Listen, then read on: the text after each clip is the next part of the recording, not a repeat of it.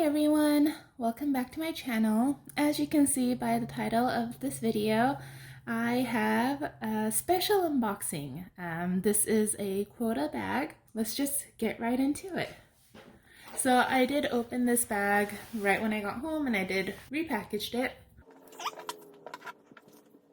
So this is, I would say it's a larger box, so you might be surprised.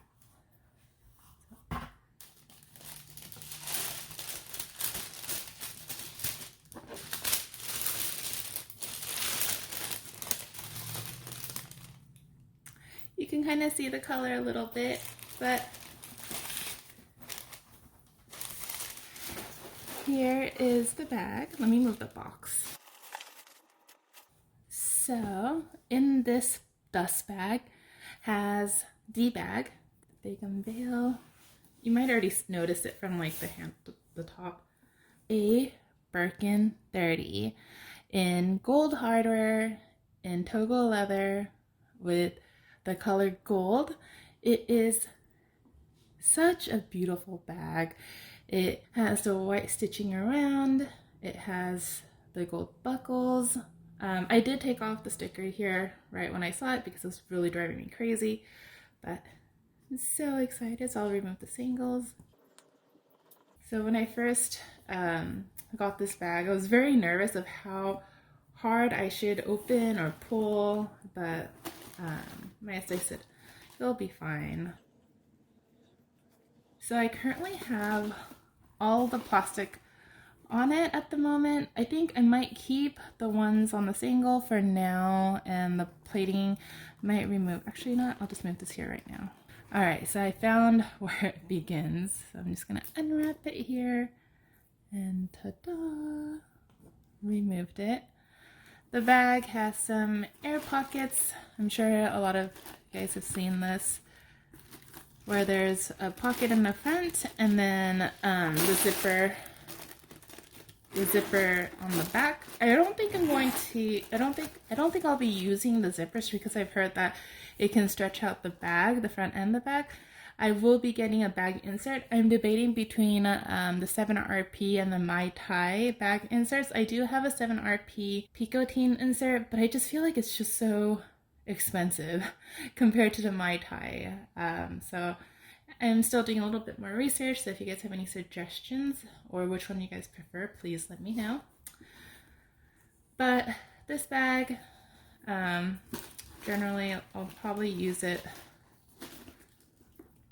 like this and just carry it. I never thought that I would be able to get a gold on gold bag. I think originally I asked for a Birkin 25 or a 30, but I'm very glad I got the 30 over the 25 just because the handle on the 30 gives a bit more than the 25. I can put this up to my elbow, maybe up to my shoulder without any problem. So I'm definitely excited, happy that I got this. It's a lot lighter than I thought it would be, but I guess it depends on what I fill it with. So, and I didn't get a Tweely, but I think I might just because the color is fairly light. There's white stitching on it, so I feel like it can get dirty over time. Fairly careful, but you just never know. For me to get this bag, it took about, I want to say 6 months, and I was very casual. I wasn't expecting to get this bag so soon just because I heard that it can be very competitive, and I'm not a big spender. I'm not a VIP member, and I think I would visit the boutique about every 1.5 months, every 6 weeks. I've been trying to make it a cadence so I can see my essay frequently. And with the pandemic, it's been hard to just walk right in. My spending category, I did diversify it as much as I could. I did buy the 2 beauty products that I did review and did an unboxing, the blush and the lip enhancer. For fine jewelry, I did purchase, my most recent was this 3-link bracelet. And I think I also bought one other item in the fine jewelry department, which was the rose gold chained rose studs, the earring studs.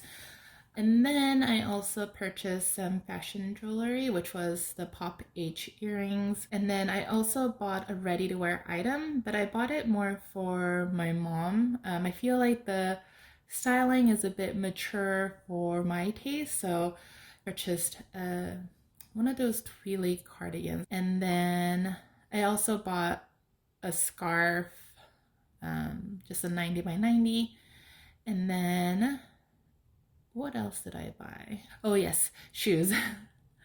So in the shoe department, I have the Orons, the Alohas, the Legends. And so if I summarize it, I think the categories I purchased was ready to wear, fine jewelry, fashion jewelry, shoes. Oh, and I guess leather accessories or like SLGs.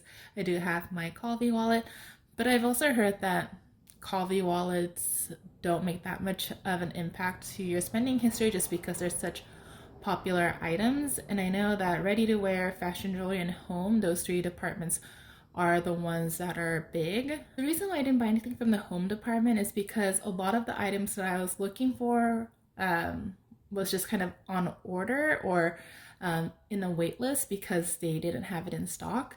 And the items that I have on my wait list is the gold mosaic teacup and saucer set, a small tray, the Avalon blanket. I know these are all like very common, popular items. So I don't know if it's because I have the intent to purchase that kind of helped me score this bag, but so for me, my essay and I think we have a fairly good relationship. I definitely feel like she suggests certain categories, so I think she was really pushing for ready to wear, but I just wasn't sure what to buy or how I can really incorporate to my wardrobe. And I feel like the items there are beautifully made, but it just felt like the styling just wasn't mine, and it's quite pricey for these items. I feel like I'm still changing my style, kind of not really having some staple items or classic items. I think that's why I'm hesitant to get ready to wear. I felt like a ready to wear piece for my mom was more fitting just because she has her style defined. She knows what she likes. She knows what she doesn't like. Spending amount was about 10,000-ish, maybe a little over. I didn't do the math exactly of how much I have spent, but that's kind of how much I ended up spending. So this concludes my unboxing of this beautiful bag. I'm so happy I was able to get this unicorn bag. Thank you for sticking around to watch this. Please let me know if you have any comments, questions, and if you like this type of video, please consider subscribing. Thank you.